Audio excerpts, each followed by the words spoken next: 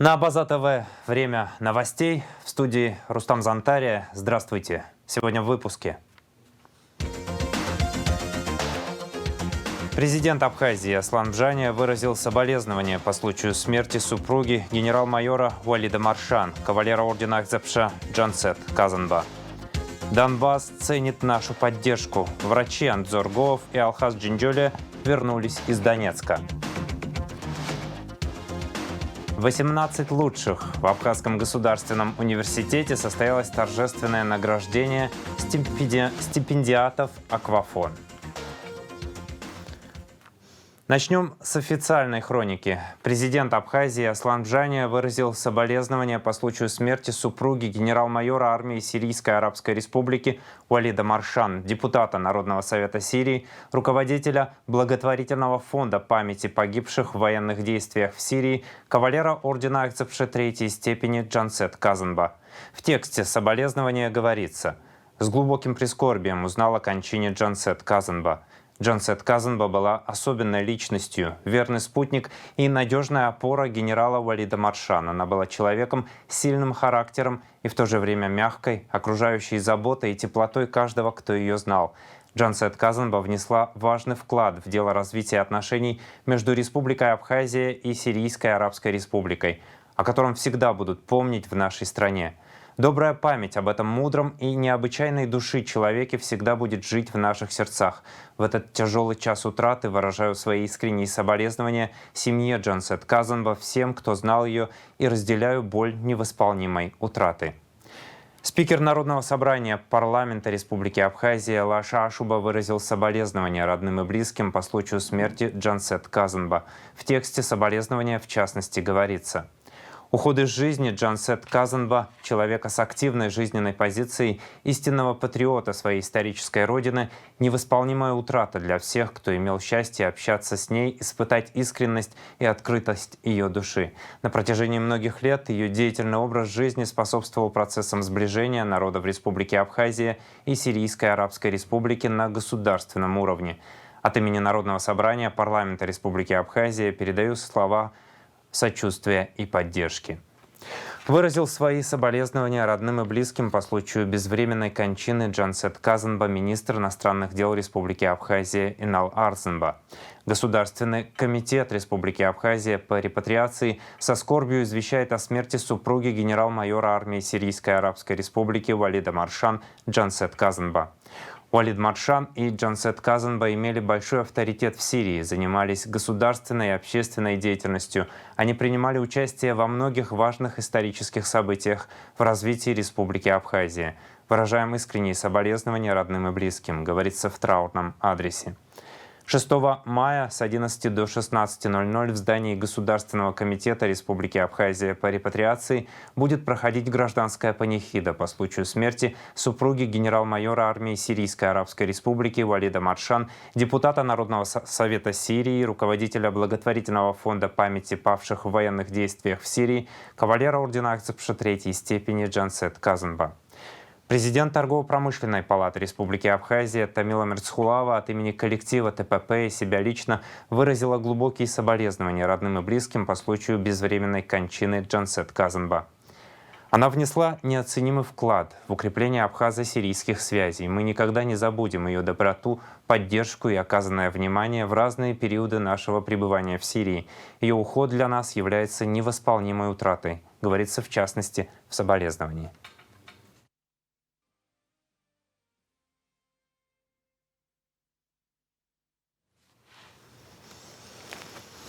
Продолжаем выпуск. Состоялась встреча президента Аслана Бжания со спикером Народного собрания парламента Республики Лашей Ашуба, вице-спикерами и руководителями парламентских комитетов 7-го созыва.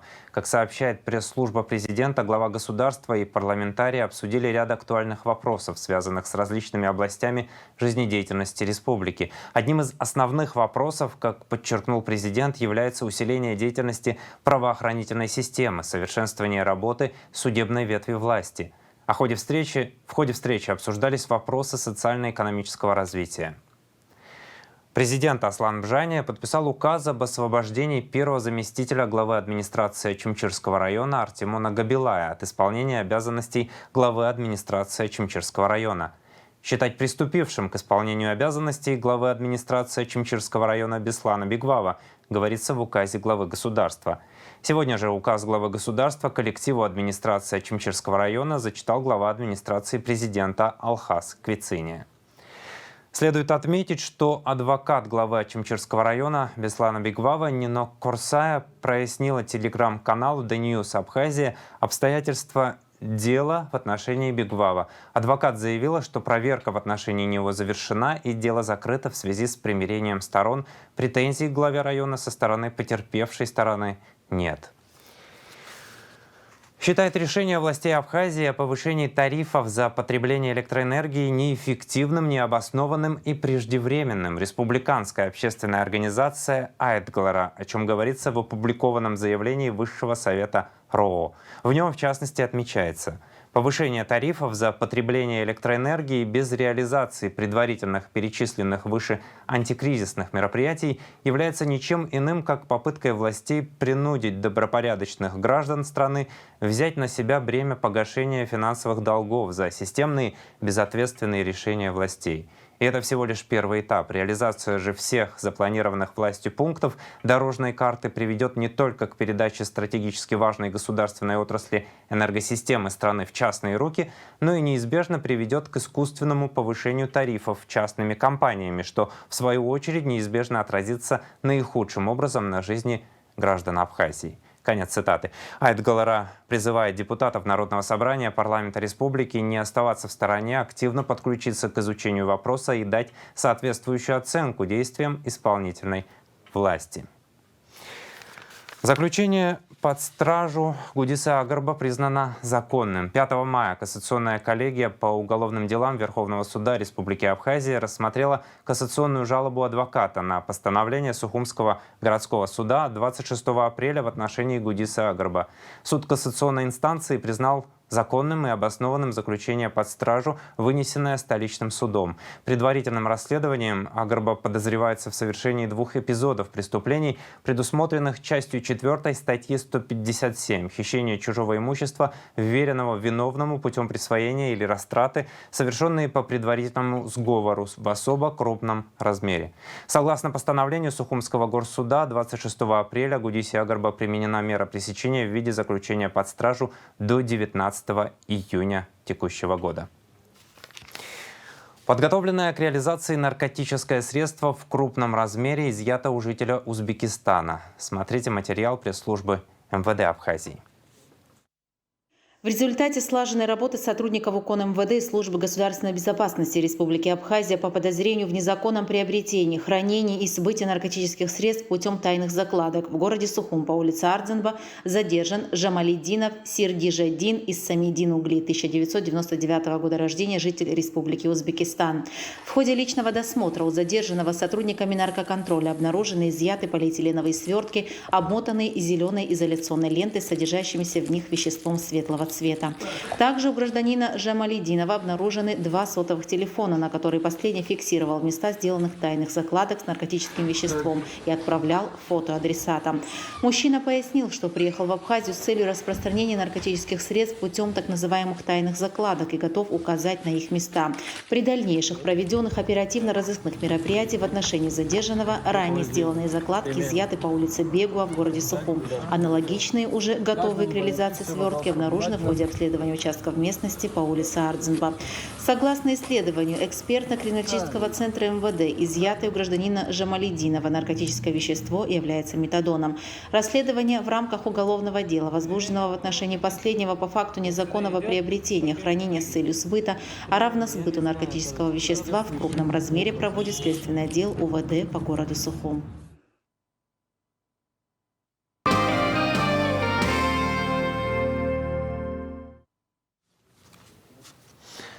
Внешняя политика. По итогам вооруженной агрессии Грузии в 2008 году грузинские власти на всех международных площадках и в международном информационном пространстве стали активно использовать тезис об оккупированных территориях, в соответствии с которым Республика Абхазия и Южная Осетия объявлялись территориями, якобы оккупированными Российской Федерацией. В связи с этим МИД Абхазии сделал заявление. В МИДе считают, что в качестве классического примера оккупации может служить военное вторжение США и их союзников в Ирак в 2003 году, которое проходило без санкций Совета Безопасности ООН. Что касается грузинской концепции о так называемых оккупированных территориях, то она не соответствует действительности и носит политически мотивированный характер. Ситуация в Республике Абхазия не соответствует ни одному международно признанному критерию оккупации. Республика Абхазия является независимым государством, в котором законно избранные органы государственной власти осуществляют эффективное управление и контроль без какого-либо вмешательства извне, говорится в частности в заявлении МИД. Внешнеполитическое ведомство напоминает, что взаимоотношения между Республикой Абхазия и Российской Федерацией закреплены широким спектром межгосударственных договоров и соглашений, носят стратегический характер и соответствуют всем действующим нормам международного права. 4 мая в Никарагуа отметили День национального достоинства. Посол Республики Абхазия Инар Хладария принял участие в торжественном мероприятии. На праздничном событии присутствовали представители дипкорпуса и руководства Никарагуа во главе с президентом Даниэлем Ортега.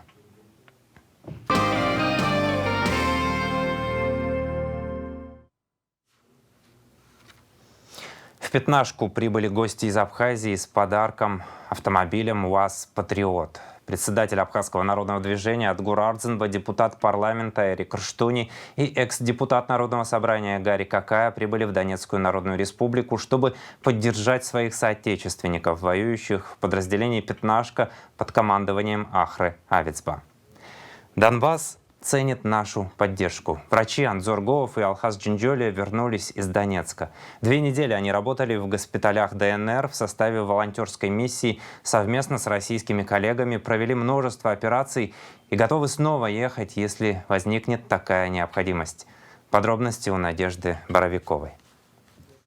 Руководитель медицинской службы МЧС Абхазии Анзор Гоов и врач Сухумской городской клинической больницы Алхаз Джинджолия завершили 2-недельную волонтерскую миссию в ДНР. В зону военного конфликта они приехали вместе с российскими коллегами. В общем, заехали на территорию ДНР, попали в Донецк, распределились по этим госпиталям города. Собственно, нас никуда больше и не выпускали, там режим особый, сами понимаете. Вот. Находились все эти 2 недели, проработали в Республиканском травматологическом центре. Анзор Назронович – это травматолог с большим опытом, и вот мы в этом учреждении находились. 2 недели работы было много. К сожалению, это у нас в нашей профессии это связано с большим количеством раненых, покалеченных бойцов, мирных жителей, пленных. Людей, кстати, было много там. По словам врачей, масштаб боевых действий, их ожесточенность и характер ранений несопоставим с Отечественной войной народа Абхазии. Характер ран вот в этой войне, он отличается от наших. У нас было больше пулевых ранений. Вот только на шломе были вот такие миновзрывные. Здесь вот за 2 недели только одно пулевое ранение, да, оперировали. Да. Все остальные были, это миновзрывные. То есть при миновзрывной травме это 3 фактора. Это ударная волна, температурная травма и механическая. То есть разрывы мягких тканей, огромные раны, которые просто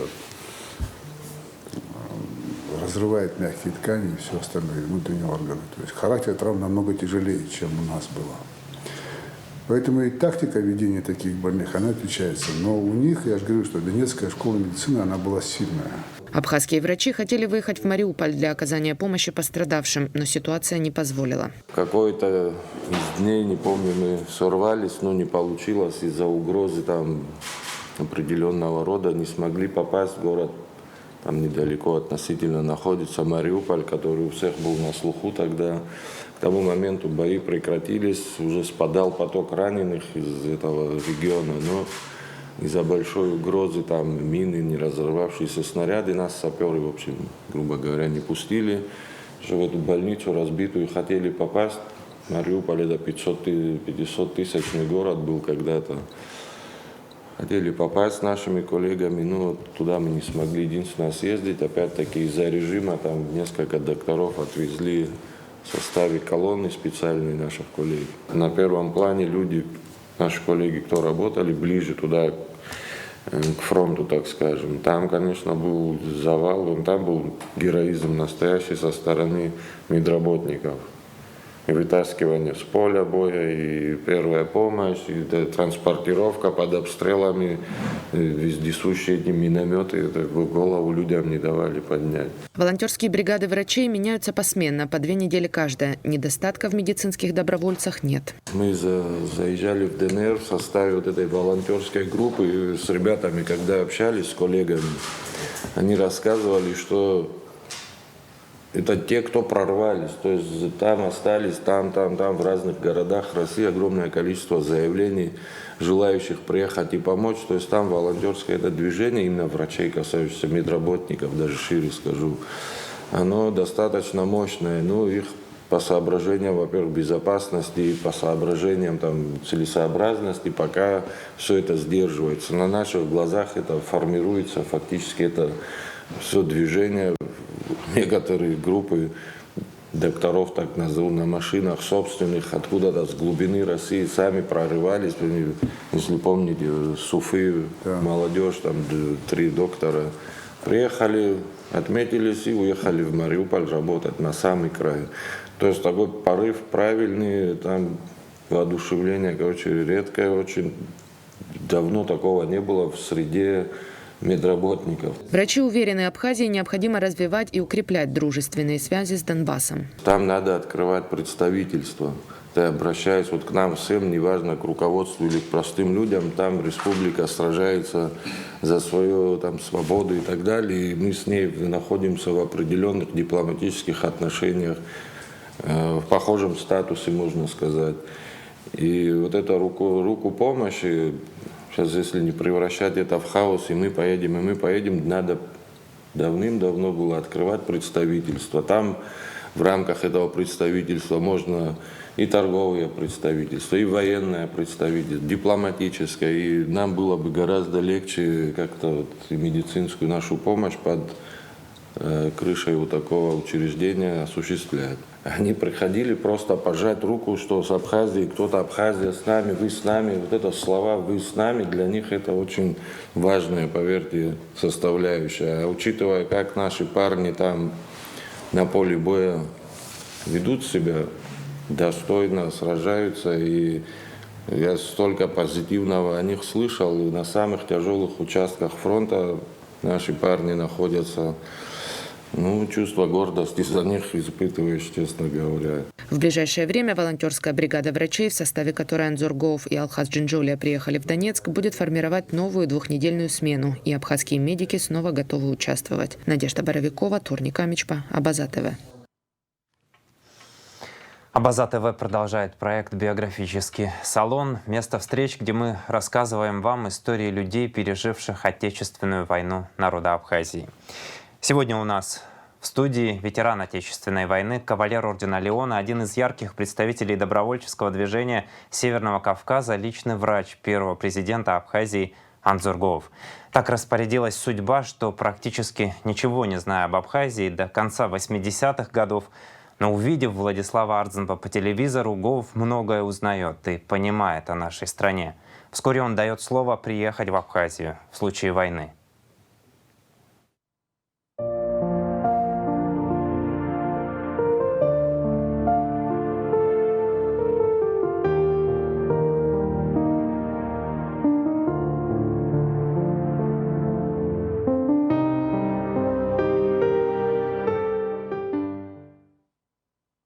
Я первый раз увидел это июльское выступление Владислава Григорьевича на Верховном Совете. Это просто для меня, я когда увидел его выступление, я как-то подумал для себя, вот с таким человеком, наверное, я связал бы свою жизнь. Это, конечно, было, вообще какой-то порыв был, он так выступил ярко. И когда я приехал в Москву, мы познакомились как раз вот в моей судьбе приезда сюда именно, сыграла большую роль знакомство с такими, как Ахрабжания. Мы там вместе были в аспирантуре все.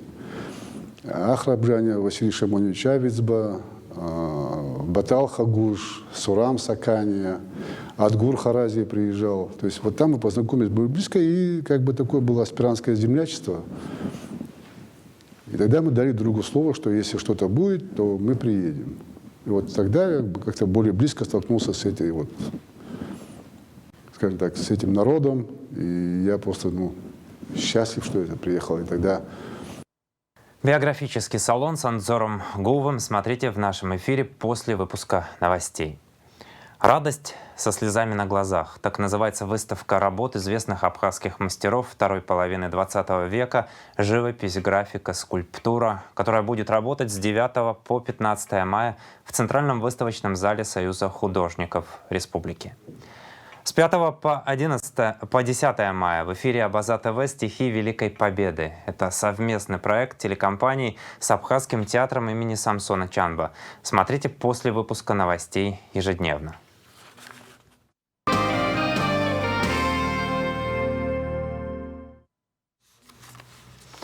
Печальная весть. На 58-м году ушел из жизни сотрудник органов прокуратуры Республики Абхазия Кучубери Эдуард Сергеевич, ветеран Отечественной войны народа Абхазии, награжденный медалью за отвагу. В органах прокуратуры республики работал с января 1994-го. Добрая память об Эдуарде Кучубери надолго останется у тех, кто его знал и работал с ним. Коллективы ветераны органов прокуратуры Республики Абхазия выражают глубокие соболезнования семье и близким, говорится в траурном адресе Генеральной прокуратуры Абхазии. Информация пресс-службы Минздрава. 2 специализированные палаты для детей открыли в инфекционной больнице Сухума. Министр здравоохранения Эдуард Будба провел совещание с участием специалистов Минздрава и руководства Сухумской инфекционной больницы для обсуждения дальнейшей работы медучреждения. Чтобы перераспределить потоки больных детей и снизить нагрузку на республиканскую детскую больницу, было принято решение направлять в инфекционную детей с респираторными заболеваниями. С этой целью там открыты 2 специализированные палаты. Дети с кишечной инфекцией будут проходить лечение в детской больнице. К концу встречи Эдуард Будба поручил обеспечить больницу всеми необходимыми расходными материалами для открытых палат. 75 миллионов 645 тысяч рублей. Именно столько удалось собрать культурно-благотворительному фонду «Ашана» за 10 лет работы. Созданная в 2008 году с целью оказания помощи нуждающимся категориям населения некоммерческая организация «Ашана» оплатила 501 курс лечения 323 детям. В ходе отчетного собрания заслушали выступления руководства фонда, учредителя Беслана Шакая, презентовали фильм об итогах работы, наградили милосердных абонентов и партнеров Ашаны. Слово Илане Казанба. Созданная в 2008 году Бесланом Шакая некоммерческая благотворительная организация с целью оказания помощи нуждающимся категориям населения, а также для реализации социальных программ, сегодня основным направлением выбрала организацию лечения тяжелобольных детей, проживающих на территории Абхазии в лучших клиниках России и мира. За 10 лет фонд «Ашана» собрал 75 миллионов 645 тысяч рублей. Этими средствами удалось оплатить 501 курс лечения 323 детям. Из-за пандемии мы не встречались больше 2 лет, но деятельность культурно-благотворительного фонда «Ашана» от этого не прекратилась ни на час. Все потому, что жизнь и здоровье наших детей для нас превыше всего. Все потому, что, несмотря на все трудности этого периода, среди нас остаются неравнодушные люди, которые приходят нам на помощь. За период распространения коронавирусной инфекции сотрудниками и меценатами фонда была оказана огромная помощь социально незащищенным слоям населения, конкретно людям в разных областях нашей маленькой Абхазии. Благотворительность – это не только миссия, спасающая детей. Благотворительность делает наши сердца чище, делает нас самих по себе добрее. Мы продолжаем ставшие традиционными наши акции «Копилка добра», «Спасем жизнь вместе», «Покупай, помогай», медицинские проекты и так далее. Проводим волонтерскую работу. Продолжаются наши партнерские отношения с международными благотворительными фондами, общественными организациями, торговыми предприятиями, банками, средствами массовой информации. Мактина Джинджоли начинала работать в фонде в качестве рядового специалиста с начала его становления. Сегодня она директор фонда. Джинджоли рассказала о расходах и доходах фонда по годам, подробно остановившись на каждом. В 2021 году на лечение больных детей поступило 11 миллионов 349 тысяч 183 рубля. Оплачено 70 курсов лечения 56 тяжело больным детям. На ведение административно-хозяйственной деятельности поступило 2 миллиона 620 тысяч 553 рубля. За все годы многим подопечным фонда были проведены операции, другие проходили курсы обследования, реабилитации в различных странах и городах России, Армении, Турции, Германии и Италии. В минувшие 3 года в рамках совместной акции культурно-благотворительного фонда Ашана и Международного фонда АПСНы в Абхазию прибыл один из ведущих ортопедов Еревана, Авсеп Даниэлян. В течение этих 3 лет врач осмотрел более 500 детей с диагнозом ДЦП и другими нарушениями опорно-двигательного аппарата. Джавиера Колосова возглавила Ашану в первые же дни после создания. Вот уже несколько лет она не руководит организацией, но оставаться безучастной к ее деятельности не может. Фонд существует вот уже 10 лет. На его пути были самые разные препятствия, от неверия отдельных граждан до полного кризиса. Но Ашана не отказывала и не отказывает в поддержке. А все потому, что команда фонда всецело нацелена на спасение больных детей. Вы обратили внимание, что вот кто давно, команда практически не меняется, нету текучки кадров. Уже за это время и прошло огромное количество всяких негативных событий. Были и кризис, и пандемия, и война сейчас, и смена власти. Уже Русфонд ушел, который долгое время нас поддерживал и 1/3 обеспечивал средств на лечение ребенка. И стоя здесь, я могу точно сказать, что благодаря вашей вере в фонд, вот в чем стабильность вашей стабильной вере в фонд, в том, что вы стабильно продолжаете приходить на собрания, несмотря на то, что где-то вроде бы одна и та же информация. Вот вашей стабильности отношения к фонду, отношения к тем проблемам, которые озвучиваются. Я считаю, что именно в этом и заложен секрет фонда. В рамках мероприятия представлен фильм о детях, которым удалось помочь за все эти непростые годы. По сложившейся традиции мобильные операторы Аквафон и А-Мобайл наградили самых милосердных абонентов. Кроме того, почетными грамотами награждены партнеры благотворительного фонда. Илана Казамба, Саид Агухава, Абаза ТВ. 18 лучших в Абхазском государственном университете состоялось торжественное награждение стипендиатов «Аквафон». Именную стипендию компании студентам АГУ вручил менеджер по социальным проектам мобильного оператора Тимур Гургулия. Сотрудничество компании Абхазского госуниверситета началось еще в 2006 году. О том, кто стал стипендиатом в 2021-2022 учебном году, расскажет Анастасия Никонова.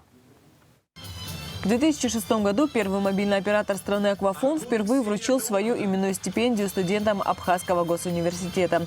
С этого времени, вот уже 16 лет, «Аквафон» ежегодно выбирает и поощряет сертификатами и денежными конвертами перспективных молодых людей. В этом году вручение состоялось в актовом зале АГУ в рамках предстоящего празднования Победы 9 мая. Были объявлены 18 студентов, которые будут получать стипендию «Аквафон» весь 2022 год. Физмат Иванов Тимур Константинович. Физмат Лазунина Кристина Олеговна. Биолого-географический факультет Маршак Чулмарт Самирович. Филологический факультет Аргун Сария Беслановна. Филологический факультет Джоку Амина Астамуровна. Исторический факультет Шамба Саламея Саустовна. Исторический факультет Кикискири Милена Эдуардовна. Юридический факультет Метрегели Манана Зурабовна. Юридический факультет Микаба Ялса Сафарбеевна. Юридический факультет Ломия Баграт Алмасович. Экономический факультет Квициня Аляс Тамазович. Закарая Бажена Тенгизовна. Педагогический факультет Цвейба Милена Лавриковна. Аргун Ксения Дауровна. Агроинженерный факультет Тарба Борис Астамурович. Агроинженерный факультет Какача Эсма Александровна. Отделение искусств Атрушба Идаит Руслановна. И Касланзе Алика Беслановна. Менеджер по социальным проектам компании «Аквафон» Тимур Гургули отметил, что стипендиальная программа давно стала неотъемлемой частью социальной политики компании в сфере образования и одним из самых долгосрочных проектов. Сегодня в ВАГУ проходит прекрасное мероприятие. Оно посвящено к празднику 9 мая. И сегодня мы, пользуясь случаем, вручили стипендии отличившимся студентам ОГОН. Я хотел бы сказать, что с 2006 года компания «Аквафон» проводит стипендиальную программу, а мы выделяем стипендии лучшим студентам ОГУ. И в этом году мы очередной раз выбрали 18 студентов. И сегодня мы в торжественной обстановке вручили им стипендии. И мы очень рады, что у нас такие яркие, способные студенты. Мы, конечно, и впредь будем поддерживать данный прекрасный проект. Хотелось бы, конечно, поблагодарить ректора Олега Алексеевича. Также огромную благодарность выражаем Меде Николаевне, потому что они постоянно оказывают нам поддержку в реализации данного проекта. Студентка второго курса педагогического факультета Ксения Аргун – будущий психолог. Девушка второй год подряд становится стипендиаткой «Аквафон». По ее словам, это хороший мотиватор в обучении. Я уже второй год получаю стипендию от «Аквафона». Очень благодарна вам. Спасибо большое за это. Я благодарна, что вы верите в меня. Но служит тоже мотивацией для каждого стипендиата. Это приятно получать, потому что это как-то отличает от других студентов. А вот Манана Митревели, будущий юрист, впервые отмечена «Аквафоном». Студентка год отмечает, что не ожидала увидеть себя в списке 18 лучших студентов. Прежде всего, неожиданность, потому что я в целом не знала, что «Аквафон» занимается такой деятельностью, помогает студентам, поощряет их вот так денежно, так скажем. И сначала я была очень удивлена, а потом, конечно же, обрадовалась. Действительно, это может служить определенной мотивацией. Я думаю, это студенты также уже говорили, стипендианты, то, что когда к твоим успехам, к твоим достижениям оказывается какое-то влияние, так скажем, извне, то, безусловно, это приятно и мотивирует, так скажем. После награждения 18 студентов в актовом зале Абхазгосуниверситета состоялся концерт, приуроченный к приближающемуся празднику 9 мая. Анастасия Никонова и Нава Гухава, Абаза ТВ. Продолжается набор на участие в Олимпиаде среди выпускников школ «Путь к вершинам», которая пройдет с 13 по 15 мая. Конкурс дает возможность абитуриентам осуществить свои стремления в 37 направлениях Абхазского государственного университета. Набравшие максимальное количество баллов будут автоматически зачислены на выбранные факультеты на бюджетной основе. Участие в Олимпиаде «Путь к вершинам» дает абитуриенту также бонусы. При самостоятельном поступлении в АГУ по предварительным данным уже подали заявки более 200 выпускников школ Абхазии. Мероприятие проводится по инициативе Абхазского госуниверситета с 2019 года. Подробная информация для участников размещена на официальном сайте АГУ в разделе «Олимпиада». Основная цель Олимпиады – поиск талантливой молодежи и создание условий для интеллектуального развития и поддержки одаренных школьников, а также оказание содействия в профессиональной ориентации и выборе образовательной траектории. Олимпиада проводится по общеобразовательным дисциплинам или комплексам предметов. Перечень общеобразовательных дисциплин размещен на официальном сайте Абхазского государственного университета в разделе «Олимпиада». Олимпиадные задания составлены на основе школьных программ и содержат вопросы теоретические и практические, а также задания состязательного характера. Победители и призеры Олимпиады школьников «Путь к вершинам» будут определяться на основании рейтинговой таблицы среди тех участников Олимпиады, которые набрали не менее 70% от суммы баллов, полученных за выполнение олимпиадных заданий. Победителю Олимпиады будет выдан диплом победителя, диплом первой степени. Призерам Олимпиады дипломы призеров, диплом призера второй степени и диплом призера третьей степени. Победители и призеры Олимпиады школьников «Путь к вершинам» принимаются в Абхазский государственный университет на направление подготовки специальности, соответствующей профилю Олимпиады, без вступительных испытаний. Мы рады встрече с вами, дорогие выпускники. Желаем каждому только победы. Пусть победит сильнейший. Видеоверсию пресс-конференции из АГО о проведении Олимпиады, правилах и возможностях для абитуриентов смотрите в нашем эфире. Министр культуры Абхазии Дауркова в интервью «Спутник» рассказал, что здание Национальной галереи уже совсем скоро преобразится. Мы планируем запустить нашу художественную галерею. Не могу сказать, что в ближайшее время мы приведем ее в тот вид, в который хотели бы, но постепенно думаю, что мы ее запустим. Думаю, даже этим летом какая-то часть картинной галереи сможет принять первых посетителей, сказал Кове. На прошлой неделе Минкульт провел на территории вокруг здания галереи субботник. Волонтеры расчистили заросли и собрали мусор.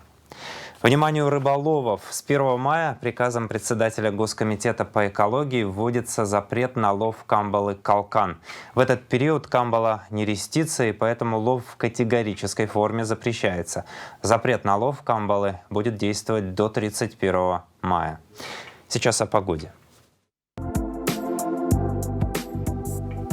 В пятницу 6 мая в республике ожидается переменная облачность. Местами ночью и утром возможен слабый дождь, туман с моросью. Днем преимущественно без осадков.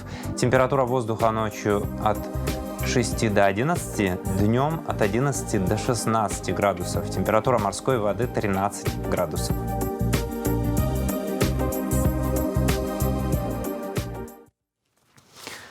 На этом выпуск завершен. За развитием событий следите вместе с нами. До встречи в эфире.